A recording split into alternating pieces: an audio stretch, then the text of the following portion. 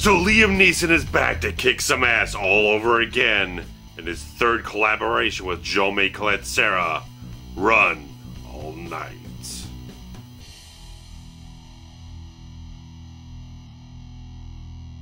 Brooklyn mobster and prolific hitman Jimmy Conlon, once known as the Gravedigger, has seen better days. Longtime best friend of mob boss Sean McGuire, Jimmy, now 55, is haunted by the sins of his past, as well as a dogged police detective who's been one step behind Jimmy for 30 years. When Jimmy's estranged son Michael becomes a target after witnessing a murder, Jimmy must make a choice between the crime family he chose and the real family he abandoned years ago. With Mike on the run, Jimmy's only penance for his past mistakes may be to keep his son from the same fate Jimmy is certain he'll face himself at the wrong end of a gun. Now with nowhere safe to turn, Jimmy just has one night to figure out exactly where his loyalties lie and to see if he can finally make things right with his only son. So yes, Run All Night is the third time we've had this actor-director pairing for a film that is a little bit more thriller than total action movie. And I think out of the films they've all done together between Unknown and Nonstop, this is their strongest outing yet for a number of different reasons, but there's a few little things in the film that I felt could have been better, a few little shortcomings here and there, but Jaume Collet-Serra's direction of the film is really solid. I think he's done Nonstop, I thought he did a much better job directing it than Unknown, and this time he really has a lot more substance and meat to really kind of wrap his talent around, and he does so in a very fascinating and very dark, gritty type of fashion. I love how the film looks. This film has a very heavy, dark, kind of real awesome look to it that it really delves you into that dark, gritty, neo-noir type of New York street environment, just like that urban feel of it. It just has so much of a visual weight in the film. It's just really good cinematography in this film in a lot of different ways. I thought some of the editing could have been a little bit more reserved in certain points in time, that sometimes even in a couple of dialogue sequences where things are getting a little heated, that they kind of cut a little too rapid fire. I felt that could have been pulled back a little bit more, let kind of the moment sink in a little bit. It would have been a bit more impactful, a little bit more dramatic integrity and weight and everything. And some of the transition shots from one scene to the next really kind of employed that too. It just felt a little too jarring instead of kind of going for a different type of thing. But there are also plenty of sequences, plenty of real good scenes in this film where the cinematography is very solid and very impressive. It does let some of the dramatic weight really settle in and really soak you in, with a lot of great actors in this film. I didn't know a lot of who was in the film besides Ed Harris and Liam Neeson, and as the film goes on, I kept seeing a lot of faces. Like, I'm surprised and very pleased to see a lot of the people in this film, including Vincent D'Onofrio and Nick Nolte in this film. But talking about the cast overall, starting with Liam Neeson, he does another really good performance that took a little while for me to really kind of get into it, because again, he's playing a guy who's a drunkard, he's got vices, he smokes and everything, he feels a little deadbeat and everything, and after seeing a character with drinking problems in Nonstop and Walk Among the Tombstones, it just felt like, now we're starting to make this into a bit of a trope, a little bit cliche, and it felt like, not sure how much traction this is going to give me in the film, but the whole film really took a little while to really kind of build up some traction with some of the characters once we got past the kind of initial sort of ground-laying parts, and where you got a little bit more into everything converging and moving forward with the plot of the film. But Liam Neeson does a solid performance, as he always does in this film, and he is a hitman who, his son knows what he did and knows that he doesn't want him part of his life at all, so he's completely excommunicated from his entire family. And it's a very interesting performance from Neeson as Jimmy Conlon, that he is a father who knows he's screwed things up in his life with his family, with his son, that he's killed all these people and it's really kind of tainted everything around him, and he doesn't have anyone else in his life anymore, and it's not like he's trying to reconcile things with his son throughout the whole film. He's just trying to save him, protect him, keep him as safe as possible. He's willing to sacrifice his own life to keep his son alive. So it's not this whole thing of him trying to be warm and trying to be comforting and trying to do all these out of place fatherly things. It's just this guy who's like, I'm the only chance you really have to survive this night, to survive this danger, and I'm going to do whatever it takes to make sure that you get through this type of thing. So it is a very interesting performance, and especially when his character of Jimmy Conlon keeps making sure that his son is not, every time he picks up a gun and points at someone, he does everything possible to make sure his son doesn't go down that same road of killing someone as he did.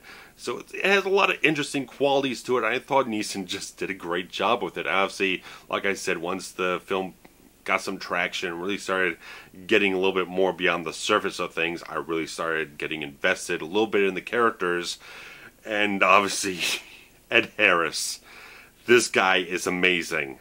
He is absolutely fantastic in this film. He's the one character in the film just like, as soon as he was on screen, as soon as he started doing anything in the film, I was completely in with this character, because he's this great, again, fleshed out dimensional character that he is essentially like a mob boss of sorts, but he's gone through a certain journey in his life in a certain way. Nothing enlightening, but it's just like he's lost so many people, like he says in the film, that he got into the cocaine business and so many people got hooked on the stuff, including so many of his friends, that he saw so many of his friends decay and fall apart. They just like, he's never going back into that business, and that creates a whole swirl of things in the plot of the film. That's the genesis of when things start to go awry with his son trying to make a drug deal and all this other stuff. So it's very interesting type of backstory that really holds a lot of weight throughout the whole film, throughout these characters.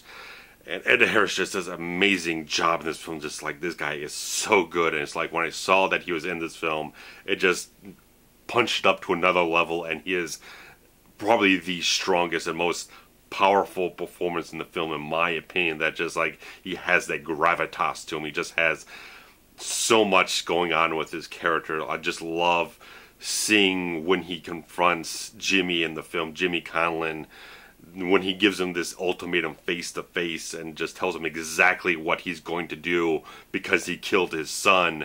It just, the only way Ed Harris could do it, and only Ed Harris could really do a role this perfect, just amalgamate the different emotions to such a perfect fine blend with this character. Just, you see the sorrowful emotion, the vengeful rage, all these things just swirling around this character. Like, there's just no mercy with this character. He's going to make sure that Jimmy Conlon suffers for what he's done, and there's just no other way. And it's great that these two characters, who are so very close, have been through all this stuff throughout their whole lives. They're lifelong friends, and it comes to this, and it just, this amazing dynamic between the two characters, the two actors, who are just absolutely fantastic in this film.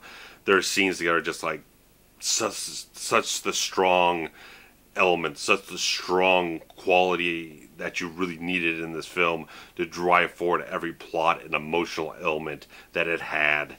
I thought they were just absolutely fantastic. And some people have been kind of like not so much on Joel Kinnaman's character in the film, his performance, and I ended up starting liking the character, because again, one of those characters that just didn't quite gain the traction until the storyline really started getting into the meat of things, really started getting into the danger and the tension and everything. Because the character is not quite so interesting, you really don't see much emotional range from it. It's a lot of just resentment and anger and everything. So, but I thought Joel Kinnaman just had that right type of quality for the character, and he really did impress me to a certain degree.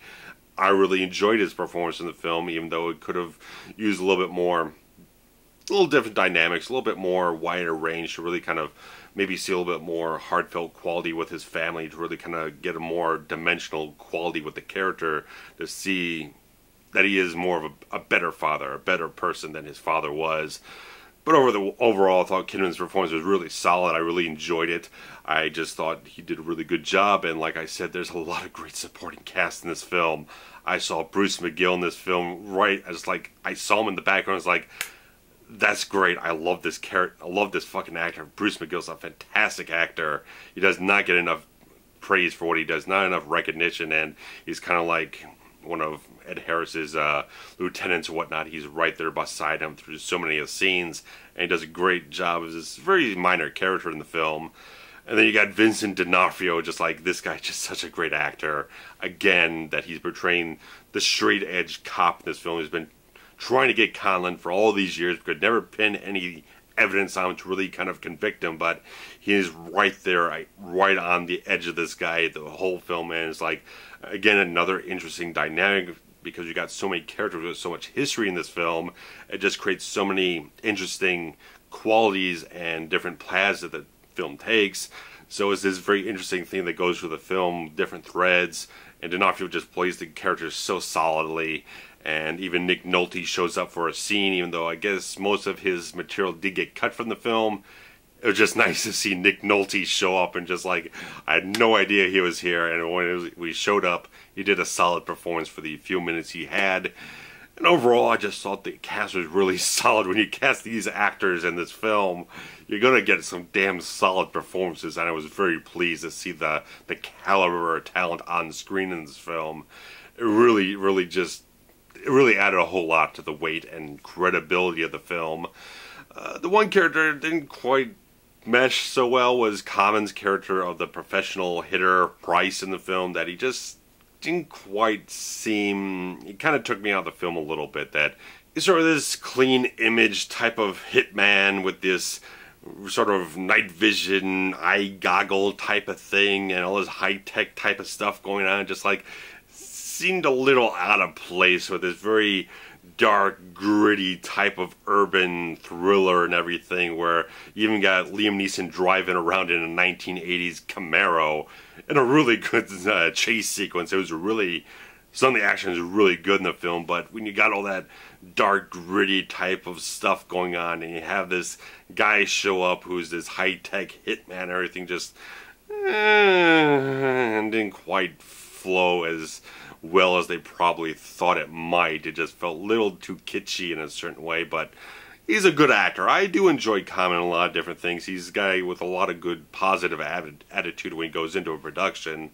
And he did an okay job in the film. He didn't have much of anything to do except fire a gun and have a few little lines, but it didn't take me out of the film too much, and especially by the time the film gets to the third act, he really just kind of suits his purpose well enough.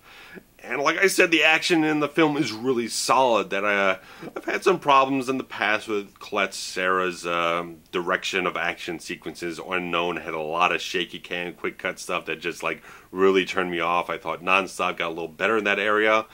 This one has a little mixed bag here and there. That there's a lot of shaky stuff, a lot of quick cuts and everything, and sometimes it varies from sequence to sequence. Sometimes what they're doing really does aid in the chaos and kinetic energy of what's going on, and I could still follow what's happening.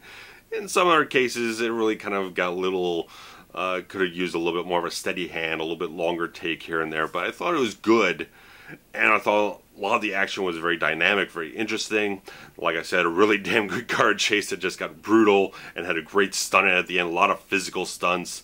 I thought the film just really kind of delivered a lot on action and some little bit of suspense. That the thing that really kind of didn't click for me in the film was the score, because it really felt like sort of a Hans Zimmer knockoff type of thing, that it felt like it was going for a lot of verbose stuff and brooding type of stuff instead of really getting suspenseful and tension filled and really kind of highlighting a lot of the subtle emotion in the film. That there were so many points in time where just I really was trying to throw myself so much into the emotion or the tension of the film, and the score wasn't quite working towards that end.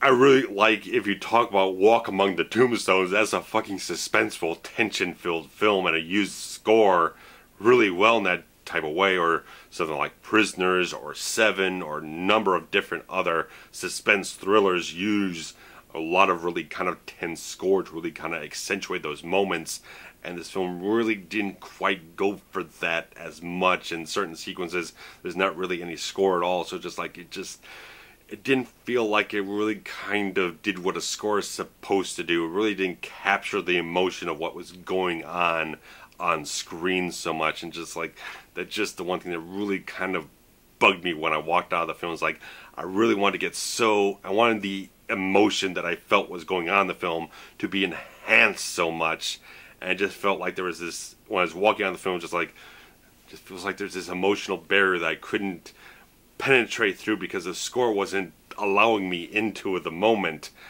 So just like, man, I just wish it had a different style of score that wasn't so brooding, wasn't trying to be so heavy, that it was trying to be a little bit more subtle, or just trying to accentuate the subtleties of the emotions and all that kind of stuff in the film.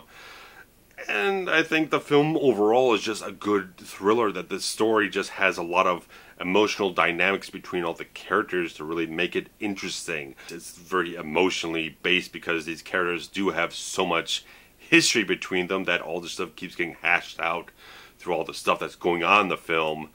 And generally I thought it was a really good film, that it could have some things better here and there, some things could have been a little more powerfully built up. I thought there was a few dramatic moments that could have been drawn out a little bit more for a little bit more impact, especially some things at the end of the film some things just felt a little rushed or didn't have as much resonance at certain points in time. But I thought Run All Night was a really damn good movie. I thought it was really good.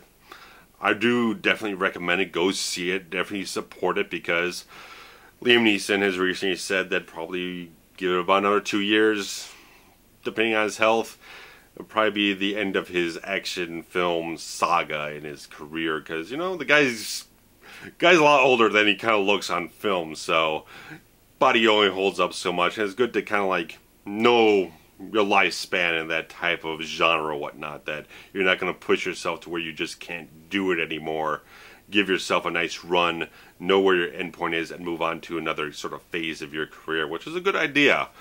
But we got Run All Night here. Obviously I've enjoyed Darkman and Taken and A Walk Among the Tombstones, and I don't think this is as good as like Walk Among the Tombstones, but it does have a lot of similar qualities to it that really kind of make it close to that type of range of what he does, that is a little bit more action, adrenaline in the film, a little bit more punch in the action and everything, just a lot more stuff going on in that type of realm. But I thought it was a really good movie with some damn fine performances. Really good performances in this film, just like damn good stuff. So highly recommend it.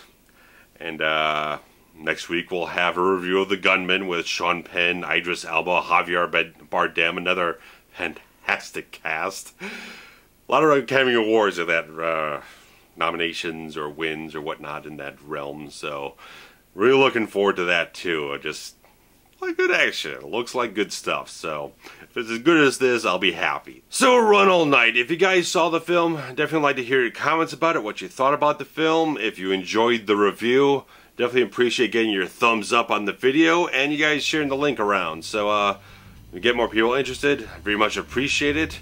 And next week, a review of The Gunman. After that, who knows, but go watch the review of Rambo First Blood Part 2. That should be up by this point, and we'll see you next week. Take care. Bye-bye.